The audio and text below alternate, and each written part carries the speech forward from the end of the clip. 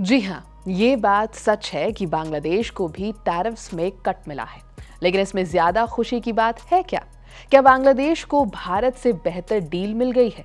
चलिए, सारे भ्रम आज दूर कर देते हैं। नमस्कार, मेरा नाम है श्वेता शर्मा और आज बात टैरिफ कट के बाद खुशी से झूमते बांग्लादेश की सच्चाई की। तो ये बात सच है कि बांग्लादेश को भी अमेरिका ने टैरिफ में कट दिया है और चुनाव से पहले ये कट मिलना यानी कि एक बड़ी बात है। इंडिया का रेट 50% से घटाकर 18% कर दिया गया, जबकि बांग्लादेश का 20% से घटाकर 19% कर दिया गया। ओवरऑल देखा जाए तो इंडिया को ही बेटर डील मिली है, क्योंकि लोअर टैरिफ रेट एक्सपोर्टर्स को ज्यादा बेनिफिट देता है। इंडिया पर यूएस का रेसिप्रोकल टैरिफ अप्रैल 2025 में 25% से बढ़ाकर अगस्त 2025 में 50% तक कर दिया गया था। इसकी मेन वजह थी रशिया से तेल खरीदना। फिर फरवरी 2026 में नई ट्रेड डील के बाद इसे 18% पर लाया गया है। बांग्लादेश पर अप्रैल 2025 में 35 से 37% का टैरिफ लगाया गया था। जुलाई अगस्त 2025 में इसे कम करके 20% कर दिया गया। फरवरी 2026 में फिर थोड़ा और घटाया गया और इसे 19% कर दिया गया। करंट टैरिफ रेट्स का अगर कंपैरिजन करें तो इंडिया का पुराना टैरिफ रेट था 50, अब घटकर हो गया है 18, यानी 32% का रिडक्शन। बांग्लादेश का पुराना रेट था 35, जो घटकर हुआ था 20 और अब हो गया है 19, यानी ओवरऑल 16% तक का रिडक्शन।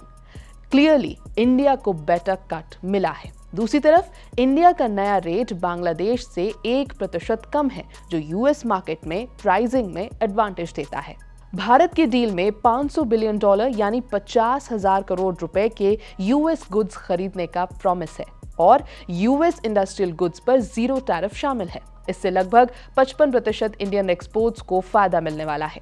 बांग्लादेश की डील में यूएस एग्रीकल्चर और इंडस्ट्रियल प्रोडक्ट्स के लिए market access, non tariff barriers को हटाना और बोइंग से 14 प्लेन्स खरीदना शामिल है। खासकर टेक्सटाइल और फार्मा सेक्टर को जीरो टैरिफ का बेनिफिट मिला है।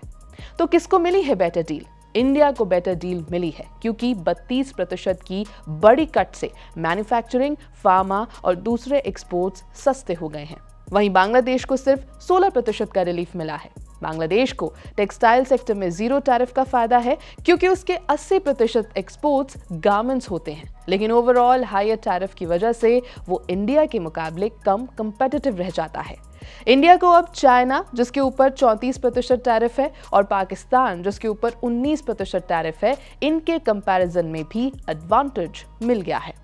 दूसरा, बांग्लादेश ने अपना एग्रीकल्चर मार्केट भी यूएस के लिए खोल दिया है, लेकिन भारत ने अपने एग्रीकल्चरल प्रोडक्ट्स को प्रोटेक्ट किया है और यूएस को एक्सेस बिल्कुल भी नहीं दिया। इसका इकोनॉमिक इंपैक्ट क्या होगा?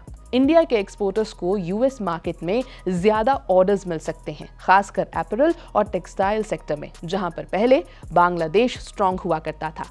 बांग्लादेश के गारमेंट सेक्टर को यूएस कॉटन यूज करने से बूस्ट थोड़ा मिल सकता है, लेकिन ओवरऑल इंडिया को ट्रेड बैलेंस इंप्रूव करने में ज्यादा फायदा होगा।